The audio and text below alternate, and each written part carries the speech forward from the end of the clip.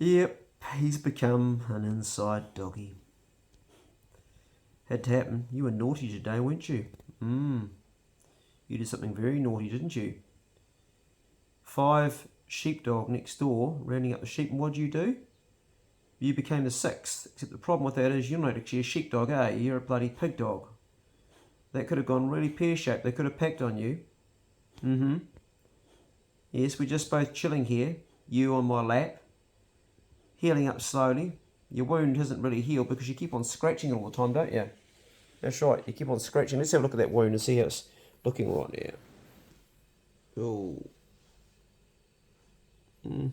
It's okay, I'm not gonna, it's all right, mate. I'm not going to touch it.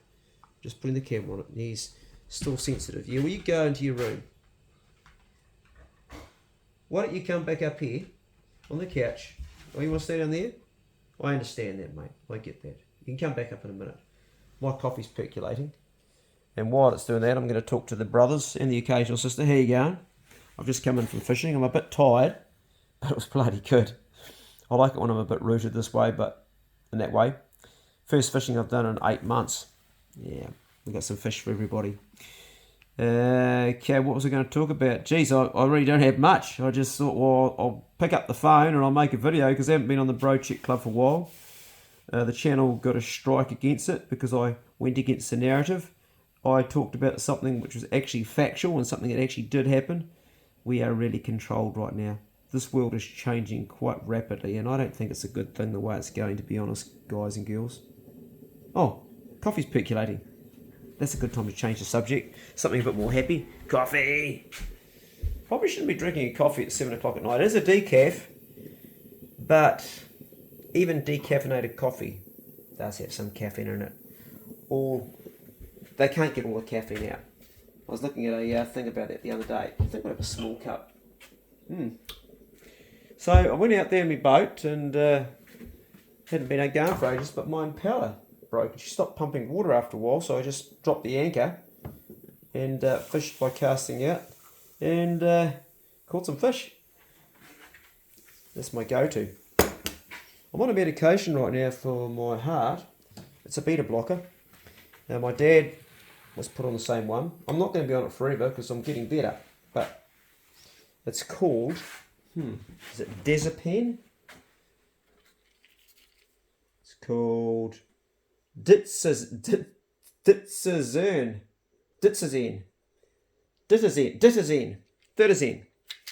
And what it does is it stops you releasing adrenaline. Something that I've never experienced in my life. I've always been a wee bit highly strung and get overexcited. I get so excited when I catch a fish, or a lot of things excite me too much and I can't control my excitement. Some people call it anxiety. I like to call it excitement, but it is a form of anxiety, truth be known. And it can be a bugger because you get that shot of adrenaline go through you and it can damage your health. Because if you have too much adrenaline getting shot through you all the time, it then becomes cortisol, I think is the right term. And then you get cortisone, well, you actually get adrenal fatigue, and that makes you really tired. And then you get this ping pong effect where you're really up and then you go really down. Some might call it depression, but I just call it exhaustion. I think depression is something different. Depression is when you're clinically depressed and you just can't get out of the bed and you just can't do things. When you're really low, you do them, but you're buggered. That's, well, who knows? They're only words. And we give all these illnesses for our mental health and our physical health. We give them names, but everybody is affected differently. One person's anxiety to somebody might be completely different to somebody else's. So I don't know, they're just terminologies. Let's try the coffee. I'll tell you what happened after I took this drug. Oh, that was good. Damn, I can taste the cinnamon in that. Oh, I love coffee, man. There's one thing I couldn't give up. It is decaf. So, I popped this pill, right? I'm driving my truck along the road. I've 2 days on the pill. And this beta blocker. And this truck pulls out, or this car pulls out in front of my truck. I slam the anchors on, just about hit it. And I wait for the rush of adrenaline that I always get, that always knocks me on my ass. Nothing happened. I'm like just sitting there chill out. I'm chilled as, bro. I'm sitting there. This person's terrified looking at me. There's tyre marks on the road. the airbag didn't go off. God knows it could have. I literally slid and just about smashed. The person was looking like this, and I was just like, "You're right." And he looked like he was absolutely terrified. And I drove away and I thought, I haven't got that sweat breaking out. I haven't got that anxiety. I haven't got anything. I just feel chilled out about this. This is brilliant. I've never ever experienced that in my life before. So now I went out fishing today, and I lost a really big fish, and then I caught one that was the first fish I've caught in 8 months, first time I'm fishing 8 months. And I thought, I don't want this to be my first fish. It was about that long, but it was real slaggy, real thin, so I released it. I put my fingers in its gills because I was going to kill it. I shouldn't have done that because I wasn't intending on releasing it, but you're back up on the chair now, Pace, are you? And I put it back in the sea, and then I kept on fishing, and then I saw a bit of a wave in the water, and I cast out, and bang, wanting it in. Where's the adrenaline buzz? That was bizarre. And then I caught another one, and I was excited, but it wasn't coming out like it normally does. So that's a new experience for me. I don't think it's always that good to be overexcited. What's made some of my videos hilarious, like when I catch this kingfish and I'm screaming like a little bitch ass getting pulled around in my kayak, it is hilarious, but the old heart's taken a pounding, you know. Anyway, I've been doing some rehabilitation over the last few months. I've been on another hell journey, and I've come out the other end of it now. I went to hospital 3 days ago. I got some chest x-rays and I got some bloods done, and yeah, people are scratching their head as to why I'm doing so well considering where I was at. I was very, very sick boy, very sick boy. I'm going to make a video about the whole lot and talk about everything when I get the final, very final test. It's been 7 months now, but I'm going to go through the whole process of how I won this battle, and it's quite mind-blowing. In fact, that's an understatement. When you actually see and know how critically ill I was and where I am today, it's mind-blowing. And what's even more mind-blowing is the way that I've found wellness is something that is controversial, and people, doctors never ever talk about. Well, they do. They're starting to. But it was only really my close friend, Dr. Glenn Davies, who is a leading doctor, who I've talked to before. Last year was New Zealand's best doctor, GP of the Year award. It was only him that backed what I was doing, and 3 other people. Peter from Occupational Health Services, who's been my main mentor. His sister, who's my nurse, Margaret, and her sister Hilary has also backed me. So there was 4 people that were really big on my team, and then there was a whole lot more. So that journey's been really, really something else. I'm going to take the coffee and sit beside me and Pace, and I'm quietly excited about the prospect of going hunting again and getting back into the mountains and doing stuff. I was all booked to go away. It was actually sorted out by Wendy, one of my friends, right mate there, and to go to Stewart Island and last year, and lo and behold, I was in bloody hospital with horrendous chest pain, feeling like an elephant had walked on me. You move over a bit there, Pace. I need some space here. Are you going to move over? No? You going to move over a little bit? No? No? So you can see the tail skin behind there. That's the tail that I shot last year, and I wanted to shoot one this year, and that didn't happen. But there's always next year. I'm going to make that happen. So there's something to look forward to. There's actually a lot to look forward to. No, you're not my coffee, Pace. Or are you going to jump off again? Jeez, you're a fussy bastard. All right, away you go. Away you go then. Go on, bugger off. See if I care. Look at him. Look at them. What are you doing, eh? You're going to go into my bedroom. Now you're an inside dog, eh? You're a character, mate. Yes, you are. Yeah. You're going to sit down there on the lino. Okay, righto. Do that then. So, I guess that there's not really a big message in this. Well, there is a message in this. So what happened was I got really crook right, and the doctors were saying there's not really much of a cure for this. We can't really arrest or reverse it. We might be able to slow the process down. And one of my patrons, Mace, he said, don't always believe what they tell you. He said, I think there's always a way to wellness. And that sentence really gave me hope. And it really did. And I pondered that. And I thought,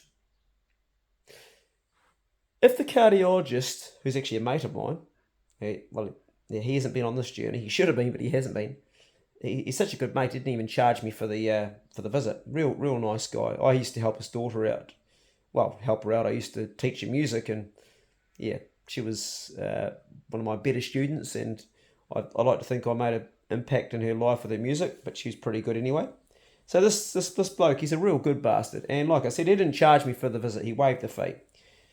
He said one thing to me. He said, if you lived in a temple and suck lettuce all day, you won't get your cholesterol down more than 5 or 10 points. My cholesterol was 5.8. So I went home and I thought about that, and he said the most I'd get it down to maybe is 5. I did some research online, and I read the most you can get it down with diet is 20%. And I thought, I don't even believe that, to be honest. So I changed my food for 3 weeks. Radical, but very healthy. I went on what's called a nutritarian diet, where everything you eat is just packed with nutrition. We're talking things like, where do you begin? Pomegranates, amla, which is the Indian gooseberry, has the highest uric value in the world, brahmi, ashwagandha, the list goes on and on and on. Foods that we don't normally have, and I eliminated all the ones that were damaging my endothelial. And after 3 weeks, I went and got my blood tested, and my bad cholesterol, the LDL, was down to 2.8. I'd halved it in 3 weeks. Statin drugs can't even do that. My overall cholesterol had gone from 8 to 3.9, below half. And I thought, well, hold on a minute. If modern, and I'm not blaming my cardiologist, because this is what they all say. If they're telling you you can do this, and if you read online that you can only do 20%, and I've done 50% in 3 weeks, what else can I achieve? So then I began on a new journey, which I have documented bits of it. And when I've got the final bloods and the final numbers, I'm going to make it public, because people are unnecessarily dying of strokes and heart attacks. People tell me now, Clay, you've got your colour back in your face. Well, I didn't realise I had a bad colour. They say to me, you were looking grey, you were looking sick. Jeez, well, I was feeling bloody sick. I'm feeling like I was going to die. So,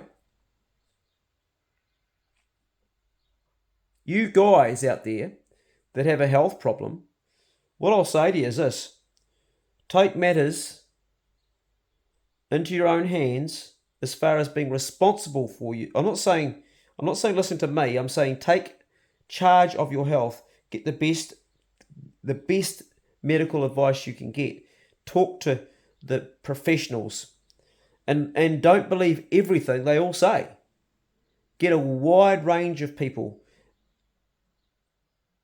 I think if I had not, let me think about this. I was so adamant that I wasn't going to deteriorate. What I've done now with the disease that I had is I've not only arrested it, I've reversed it. I walked 5k yesterday in a very, very fast walk, and this morning I ran 1k. Actually, I ran more than that because I was chasing after bloody pace when he jumped into the neighbour's sheep. Lucky he didn't grab one. But point being is, I couldn't even walk up the hill 6 months ago. I was very sick. So, yeah, it's a difficult one to say without saying something that's going to upset somebody. But what I'm saying is, you've got to not just put the responsibility into your doctor's or just one person's hands. You've actually got to take responsibility for yourself and keep on searching and finding. Because I know this applies to everything. It applies to mental health. If you're suffering from debilitating anxiety, or you've got debilitating fear or depression or anything, be proactive yourself at getting yourself well. Because by just taking a pill or having a procedure doesn't deal with the causation. Now, as far as modern medicine goes, I love it. 3.5 years ago, when I had 2 tumours growing inside me, man, that cancer was going to kill me faster than you you could believe. It was spreading. It already started to press outside the prostate. It was going to town. And I'm thankful for modern medicine. I'm thankful to have a surgeon that cut me open and cut it out. Yeah, there was collateral damage, but I'm still alive to talk about it. But when you've got a chronic disease, that's something different. When you've got something that's slowly killing you and it hasn't killed you, there's other steps you can take. And one of them is to remove the causation of what's creating the illness, changing your pattern. So let's imagine you're someone who's suffering obesity. You know if you're overweight. I know what it's like to be overweight, believe it or not. And I tell you what, it's not pretty when you're a skinny guy and you're overweight. It's not pretty at all. It's disgusting. You look like a bloody tadpole. Big fat gut. I used to have a terrible eating habit and drinking habit and lots of terrible habits. And so I get that. And the reason that you're overweight generally is to do with your emotional state. You're eating out of an emotional state. You're eating to make yourself feel good. You cannot fast. You've got to keep on putting food in. Generally, you're putting rubbish in. And you're coming up with little antidotes like, oh, this is the only thing that makes me feel happy. This is the only food that makes me feel good. Fuck off. If you're telling that to yourself, then it's okay to tall stories. It's okay to bullshit, but never ever tell bullshit to yourself. Never ever lie to yourself, because that will lead you down the road of destruction. And I've done it. I've told those bullshit stories to myself. Oh yeah, I've got to have my whiskey. It keeps me happy. Bullshit. Made me miserable. Oh yeah, good for a while. Until you wake up the next morning feeling like a bucket of hairy arseholes. Your tongue feels like you've been licking an ashtray. You've been smoking, you've been drinking. And there's some woman beside you who, last night she looked gorgeous and this morning it's like, oh my God, did I? Oh yes I did. Oh. And then you don't want to look at her because it's like, morning, how you going? Oh jeez, what was I thinking? And she's probably looking at me going, oh no, he looked so good last night. They're probably thinking exactly the same thing. That's unhealthy. You want to wake up beside someone that you look at them and you can't keep your hands off them, but nah. And all the things that we've done when we've been in this state of mind. Not to mention what it does to your liver. I'm not saying don't have a drink, and I'm not saying don't eat shit food. I'm saying when it becomes to the point that you're trying to medicate a broken life with it, then you need to relook at it. Then you seriously need to look at it. And dopamine is the reason that you're eating that food. It's the same reason you're drinking or you're smoking dope. It's to get that buzz all the time. And I've talked about this in other videos. Don't be in the pursuit of pleasure. Pleasure will not bring you any joy. Be in the pursuit of joy. The smallest things, like sitting having a coffee with your dog. If you'd only sit beside me, you snob, sitting down there on the floor. Yeah? Joy.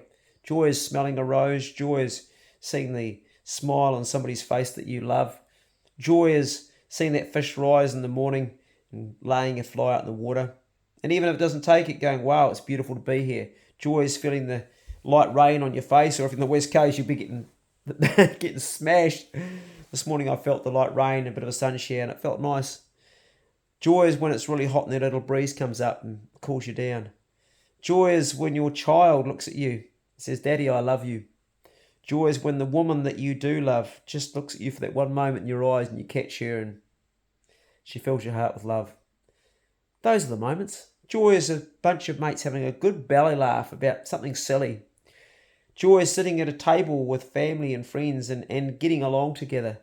Joy is when you've got somebody that you really can speak to, who really understands you, can talk to, and just having a simple conversation about anything or nothing, or just being in their company and saying nothing.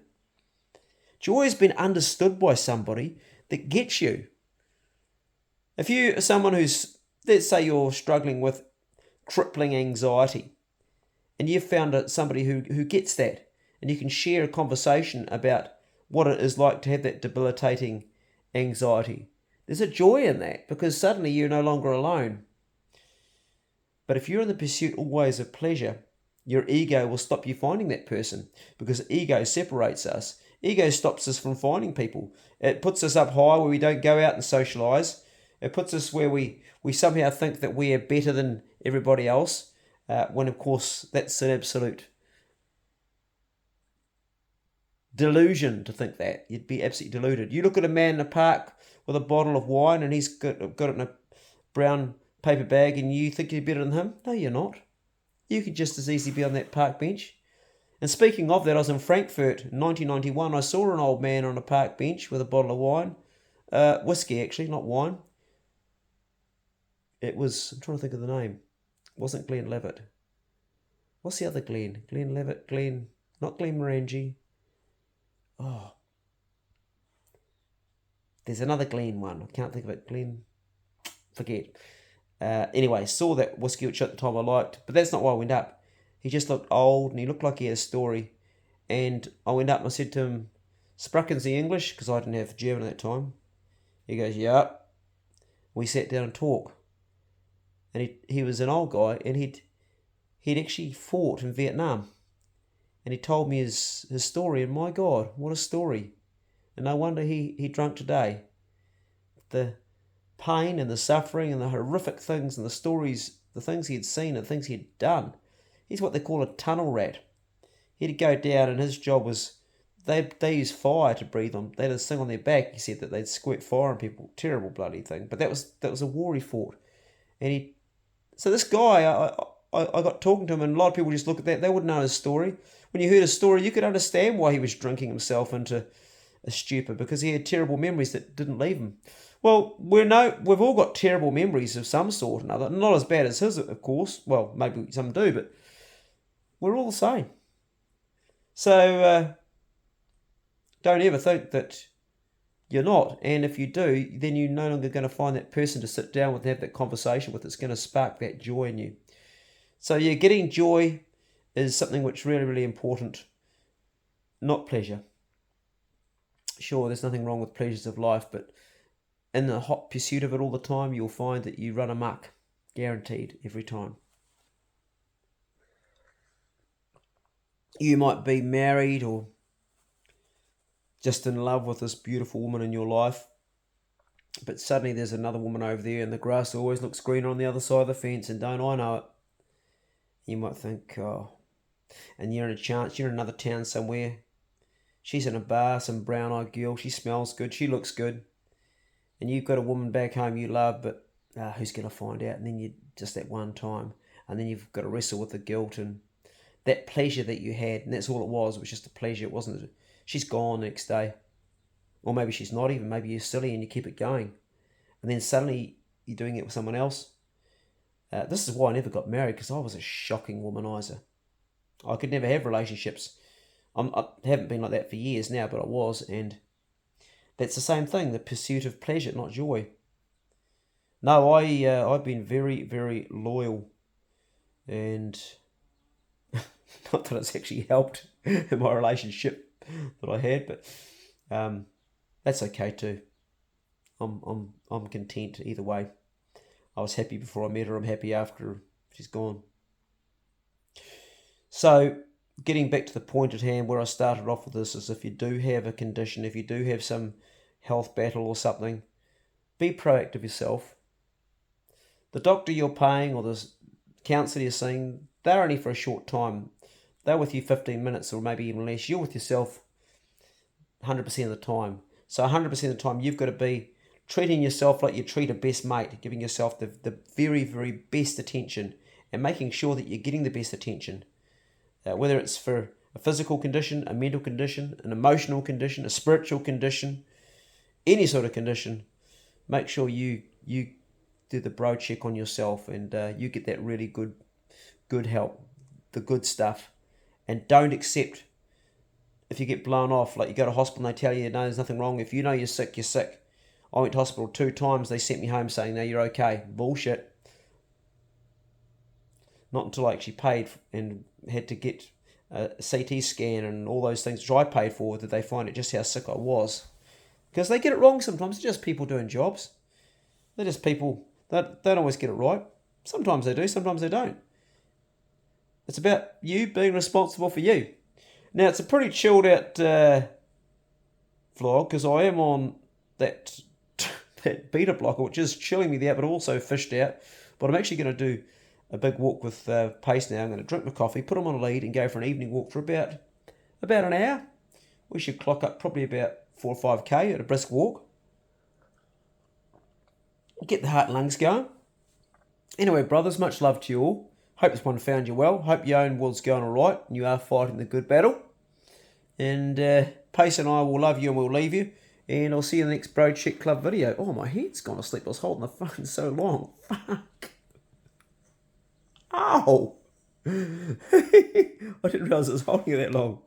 He never takes his eyes off me. He constantly looks at me all the time. You know, if I had a mate that was like my dogs, that loved me that much, I'd be one loved bloke. They constantly look at you all the time. They're feeling what you're feeling. And I know that he can feel what I'm feeling. I know that sounds a bit batty, but he gets me, man.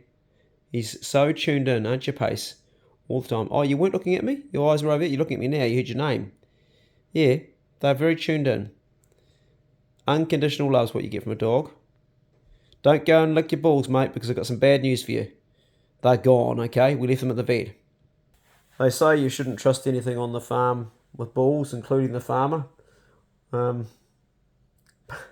Pace is gone, and Bigsy's might lose his soon, I think, too, because it's going to make him less aggressive.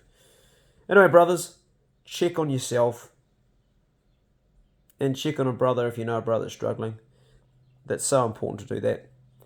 And go steady. I'll see you on the next Bro Check Club video. See you later.